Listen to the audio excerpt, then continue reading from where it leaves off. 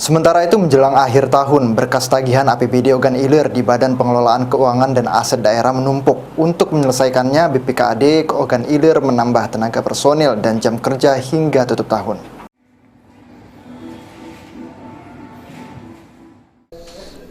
Diakui Kepala BPKAD Ogan Ilir Solahuddin, seluruh berkas tagihan telah menumpuk di kantor BPKAD Ogan Ilir.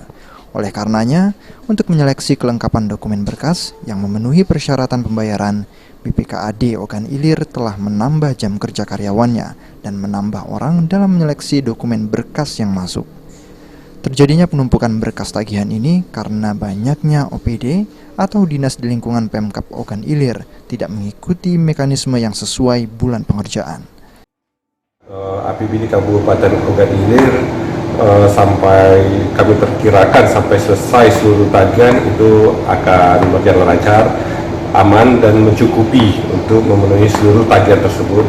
Tetapi dalam penyalurannya kami perlu unsur kehati-hatian karena dana APBD ini dalam penyalurannya memenuhi ketelitian, prosedur dan kelengkapan yang dipersyaratkan.